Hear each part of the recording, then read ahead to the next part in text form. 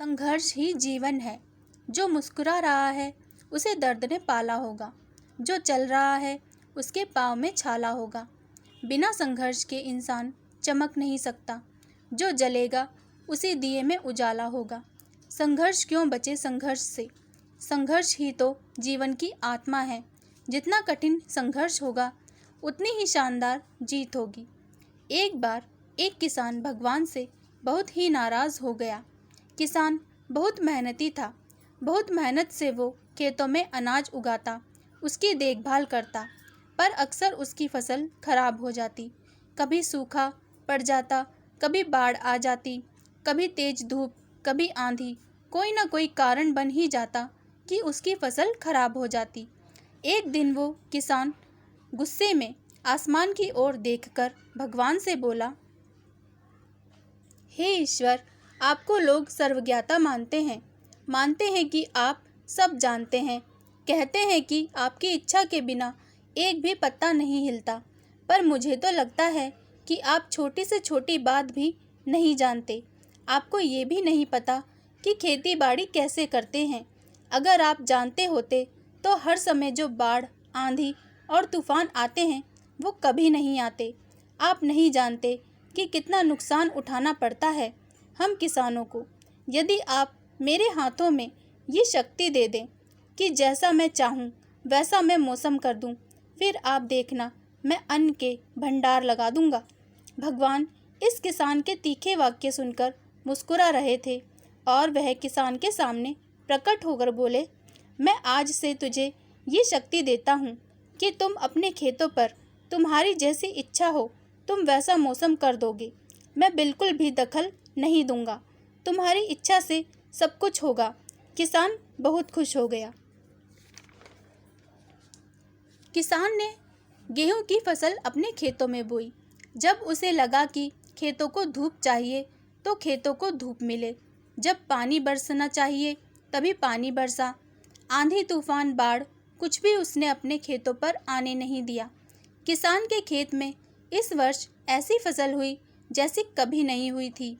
हरी भरी लहलहाती फसल।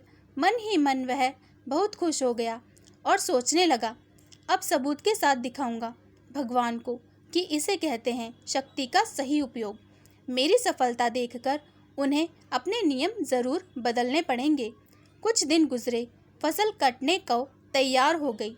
किसान बहुत उत्सुकता के साथ फसल को काटने लगा, पर जैसे ही उसकी नज़र गेहूं की बालियों पर गई तो उसने अपना सिर पीट लिया और वह रोने चिल्लाने लगा। गेहूं की एक भी बाली के अंदर गेहूं का दाना नहीं था। सारी बालियां अंदर से खाली थी। किसान बहुत दुखी हो गया। उसने भगवान को रोते हुए फिर पुकारा, हे प्रभु, तुमने ये मेरे साथ क्या किया? क्या तुमने मुझे कोई सजा दी है? भगवान बोले, पुत्र, ये तो होना ही था। तुमने पौधों को संघर्ष करने का मौका ही कहाँ दिया।